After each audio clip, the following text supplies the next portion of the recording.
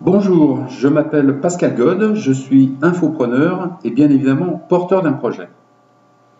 Tout d'abord, permettez-moi de vous poser une simple question. Si l'argent n'était pas un problème, que feriez-vous dans votre vie? Qu'aimeriez-vous réaliser? Quel serait votre rêve?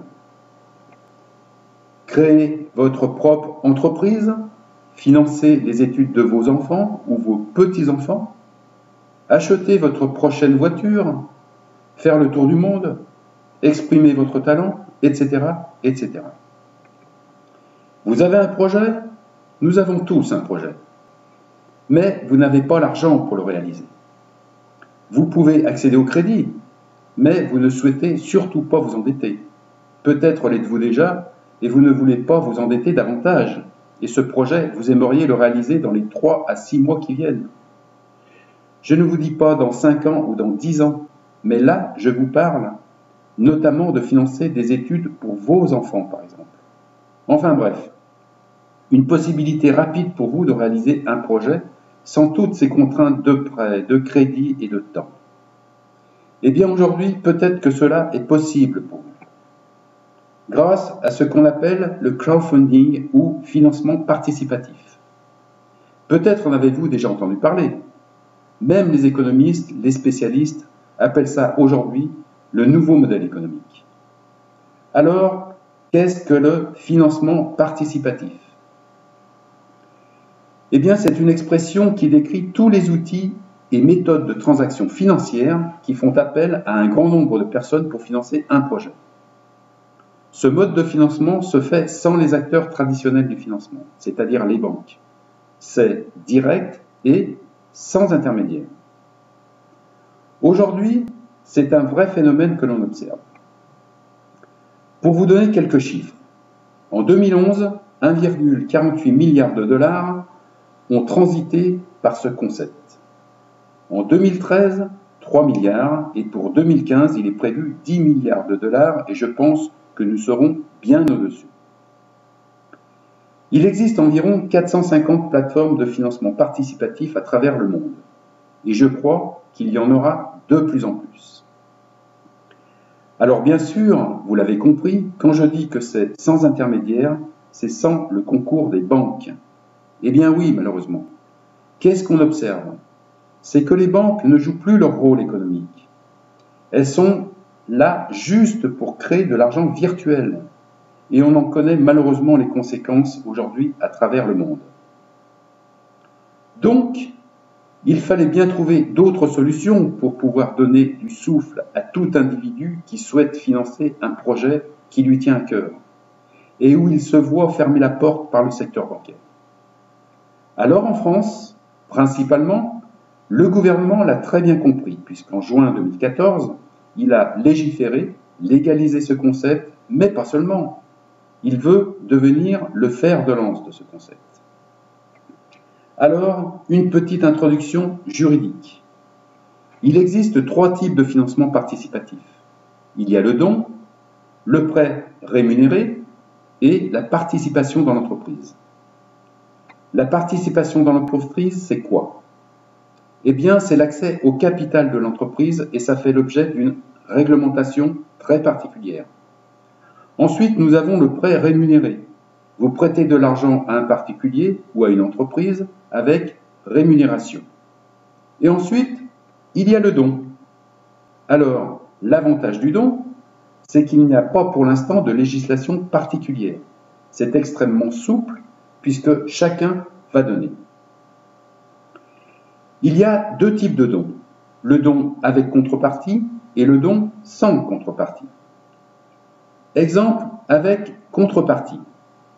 Un jeune chanteur a pour projet de sortir son premier album, il n'a pas les moyens.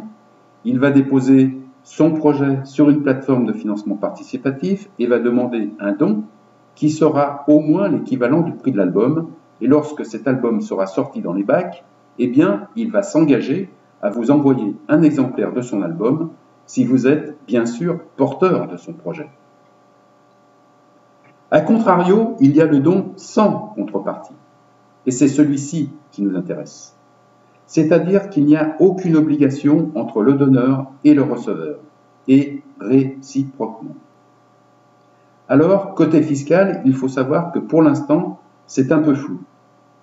On ne sait pas s'il faut le déclarer, où ça, combien c'est taxé.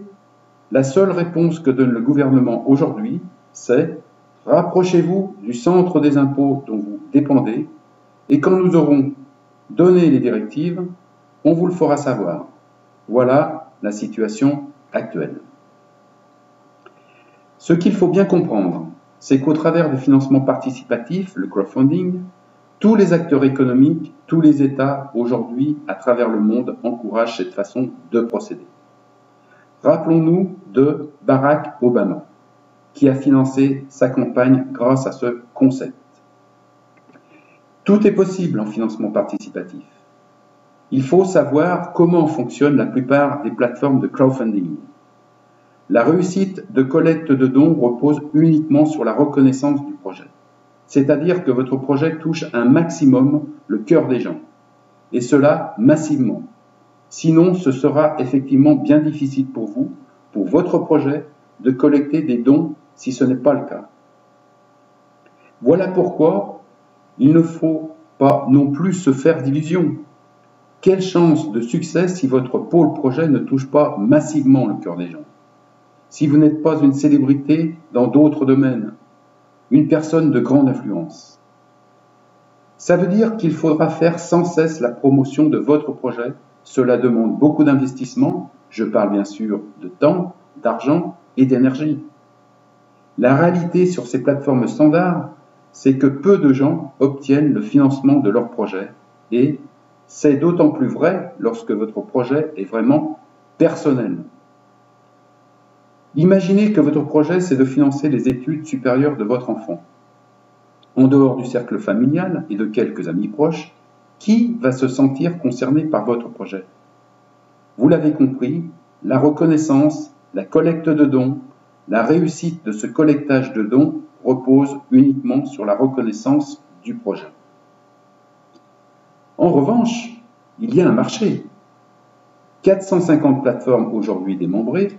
Les propriétaires de ces plateformes ont compris qu'il y avait de l'argent à gagner parce que tous les acteurs de projet vont avoir des frais, éventuellement un droit d'entrée, un abonnement, un prélèvement sur les dons qui peut varier de 3 à 5%, sans compter que les plateformes à très fort trafic vont vendre des espaces publicitaires.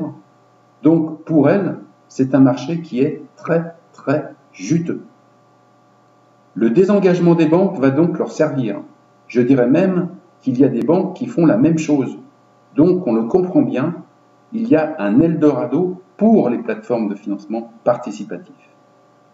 Mais vous, auteurs de projets, qu'ils soient personnels, professionnels ou humanitaires, vous avez bien compris que si vous n'êtes pas une personne d'influence, une célébrité, eh bien votre projet, il va intéresser que vous et vos proches et qu'il y a peu de chances d'aboutir sur une plateforme standard. Heureusement, dans tout cela, il y a un crowdfunding complètement différent et unique. Imaginez un concept qui ne soit pas basé sur la reconnaissance du projet, ou tout du moins uniquement sur cela, mais qui a quelque chose de très puissant derrière. Un modèle de partage communautaire mondial, unique, qui vous assure une plus grande chance de succès pour recevoir des dons. En sachant que cette plateforme reverse 100% des dons. Aucun droit d'entrée, aucun abonnement, aucun frais, aucun prélèvement sur les dons et qui va partager de façon équitable les dons entre tous les auteurs de projets. Si cela vous interpelle et que vous avez compris que vous pouvez réaliser tous les projets, quels qu'ils soient, même si c'est un projet qui ne concerne que vous, alors, à ce moment-là, contactez la personne qui vous a envoyé cette vidéo. Elle a la solution pour vous. À très bientôt.